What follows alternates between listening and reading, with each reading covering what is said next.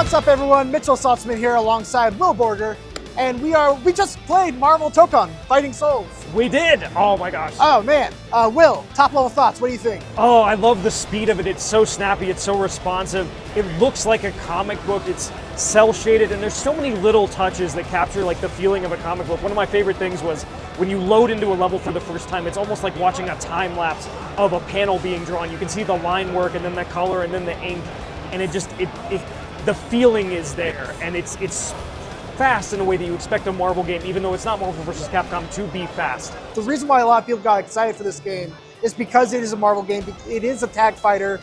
It is Arc System Works. What's interesting to me is that it doesn't really feel like a Marvel vs. Capcom game. No, it doesn't. It does feel like an Arc Sys game for sure.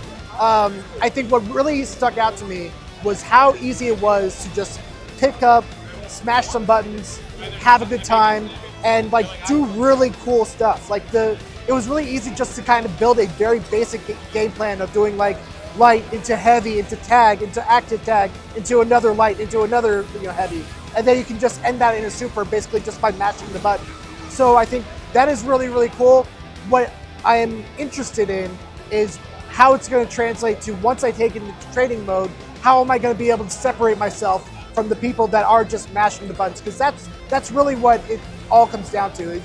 When you have an auto combo system, you need to have a way to have the people who put in the time and the work to put themselves above people who are just smashing buttons. Yeah, and then one of the things I noticed was it seems like there is a lot of ways to do that. Like each character has a ton of different specials, and it doesn't seem like the auto combo is a lot of different mechanics too. Yes. Each character has very individual mechanics. Star-Lord has different ammo types. Storm has a wind meter, kind of like Rachel from Blaze Blue. Change her air dash momentum by timing a wind gust.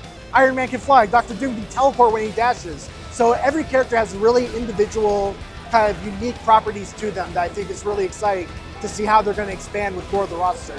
Absolutely, and I think one of the cool things is that even though we only got to play 4 characters, six characters. Yeah, they all felt very unique, very different. Like even just little things and how their combos work. We had that one really great moment where we clashed on our light auto combos, but yours actually, the last hit of yours came out faster, and so you won the engagement. Very Dragon Ball FighterZ-esque. Yes, absolutely. And there's so many little touches like that, just from those unique mechanics to the way the specials work, to even the way that they move. Certain characters feel faster. Yeah. I think it's nailing what you need to have a tag fighter in a tag fighter, which is so many different characters that feel different, that occupy different niches, that allow you to really show off what you can do as a player.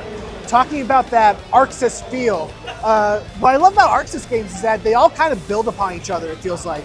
There's so much Arc Sys DNA in this game, like in Strive. Blast people through the corner, reset to neutral. That's one of the core mechanics of the game.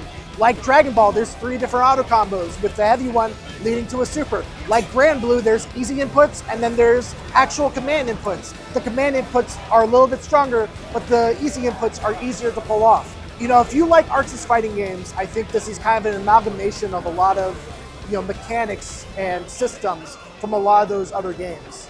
Yeah, it feels like Arc Sys is kind of experimenting a little bit each time, and they're saying, okay, we figured out this part, let's add this on top of it, let's add this on top of it.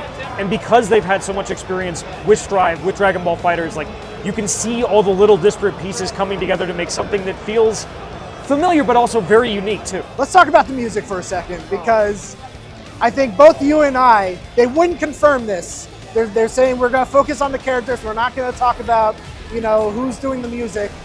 It feels like there's some Daisuke Ishiwatari in this soundtrack. Absolutely. There are certain riffs and the way that the songs build and all of that stuff, it is just like, that feels like a Guilty Gear track in a lot of ways, or a Blaze Blue track, or even a Dragon Ball FighterZ track. And they haven't said, but it feels like it. I'm hoping that it's true, because I can't wait to see what a soundtrack based on a Marvel game composed by him, and I'm assuming several other people, would sound like.